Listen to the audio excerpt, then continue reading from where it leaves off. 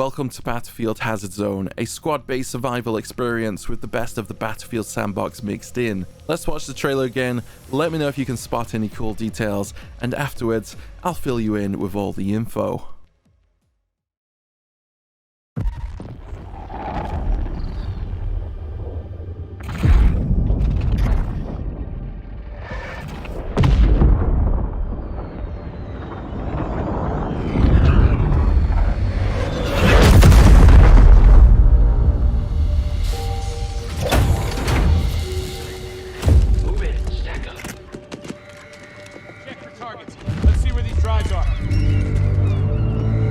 Squad's ready. We're in business. Safety guard spotted. Acknowledged. Visual confirmed. Keep moving.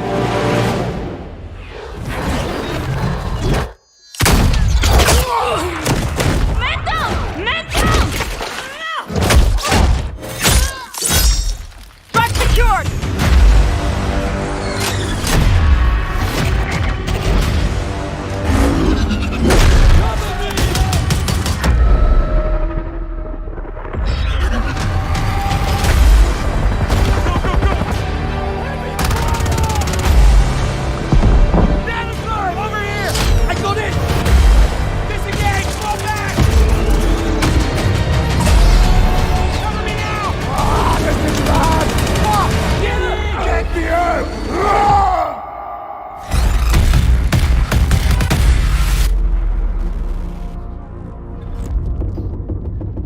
Is it a battle royale? It is not. Along with 3 other squad members, you will be inserted into the battlefield with the task of locating and retrieving critical data drives scattered throughout the map.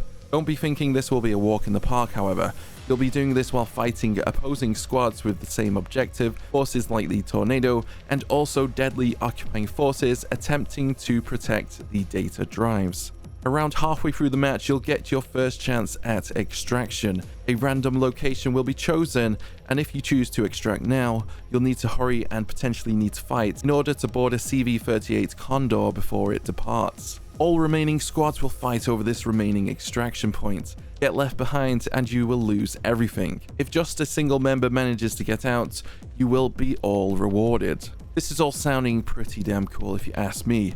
A new mode and a new experience is just what Battlefield needs. It's definitely inspired by the likes of such games as Tarkov and Hunt Showdown, but with a Battlefield twist and more details I'm about to share. Honestly, I think this could be a real game changer for the series. On next gen and PC, there will be 32 players and 24 on previous gen consoles. Considering we've had a good look at the size of the beta map, this certainly looks big enough for a survival experience, while not being too small that we'd be headbutting squads every 5 seconds. Why should you care about the data drives then? Well, these are key to the metagame. Each drive that you successfully extract will be converted into a special Hazard Zone specific currency that they call Dark Market credits. These can be spent before each match in order to buy and equip weapons, gadgets, and tactical upgrades unique to Hazard Zone. Tactical upgrades are passive upgrades that come in different strengths and costs. Upon successfully completing a round, a level attached to your specialist you play increases by 1. This is your extraction streak.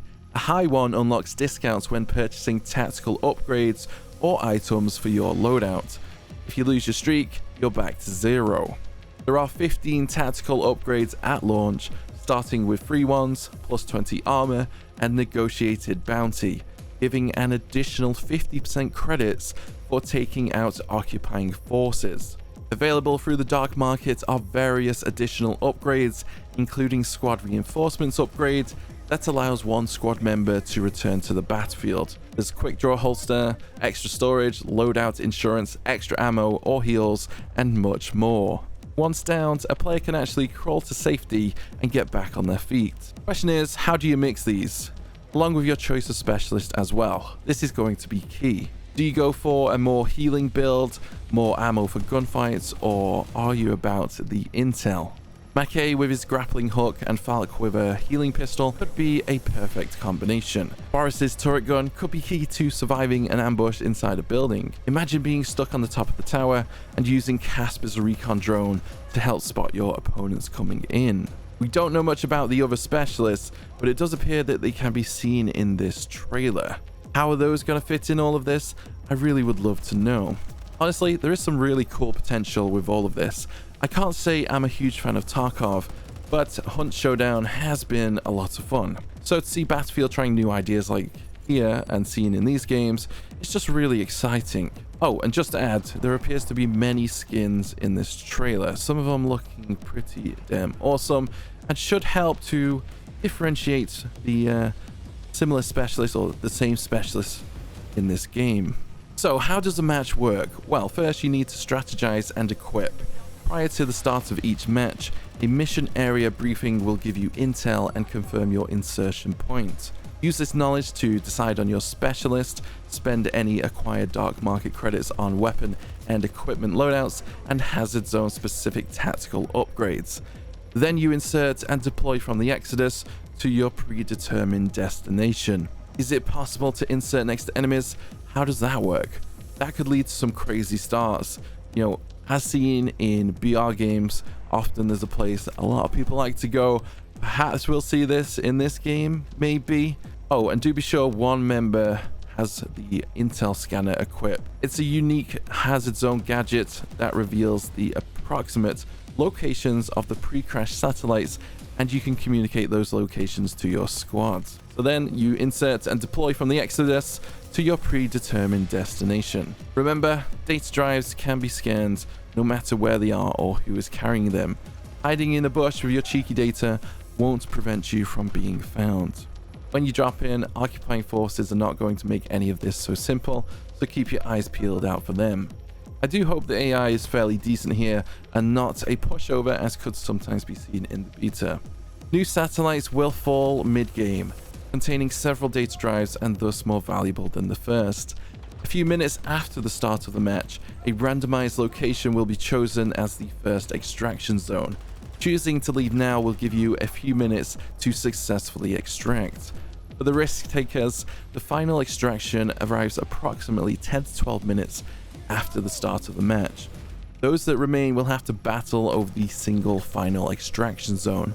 Honestly, this sounds like a really cool game mode that could be quite competitive while still being somewhat chill. You definitely get some options on how to play this, and as people play it, figure out the best spots, the more aggressive spots, you're gonna find that you can find the more chill spots if you wish to play that way. Of course, there is the tornado and other potential weather effects that could really add to the gameplay here, changing up the meta and keeping each game different from another. 7 maps is more than likely enough for this mode on release, but they gotta add more as time goes on to keep the mode fresh and people happy. Of course, there's always these concerns that additional modes will drive players away or reduce numbers on multiplayer servers. With the game being cross-play, this should be less of a concern in my opinion. Thinking about this though, it seems this could have the potential to bring in new players to the series that can only boost up numbers elsewhere and get more people interested in Battlefield multiplayer. Question is this the answer to Battle Royale? If Battle Royale was a requirement for you, can this type of mode replace it? For me, I would love a Battle Royale in this. Firestorm, in my opinion, it had some of the foundations to be a good BR. It wasn't perfect, and it was quite obvious that it wasn't meant to be a long-term kind of thing. It was made, and that's it. No season passes, battle passes, or major future updates to it, which was really sad. And I think DICE, particularly with this game, the new scale, the weapons, the new physics, the vehicles, love the physics on those. It seems that not having a BR at this point, in my opinion, may be a mistake. There is so much potential with this game, and I wish they would just do it. Not right now. Give it 6 months. I don't think it takes away from the main game. I think it would only add to it and bring new players into the series. For those interested in the story behind all of this, this is what we know so far. In the year 2040, a worldwide blackout event reduces the total number of satellites by 70%. Tensions rise between the US and Russia. In the wake of this event, temporary low-orbit satellites become the new method of gathering intel for both sides. These satellites collect aerial photography, heat map imagery, ID scanning, and other valuable types of intel. These temporary satellites are launched and then brought down in US and Russian controlled territory, allowing the occupying forces to collect the intel, which is stored on radiation-hardened data drives. For the NOPATs, the intel is valuable for their own safety, and the safety of all other non-combative NOPATs. 100% excited to see what's next. I can't wait to really show off this game mode and see what it's all about. Do appreciate you guys watching. Thank you very much for checking out this video. I'll see you on the battlefield very soon. I'm out. Take it easy, guys.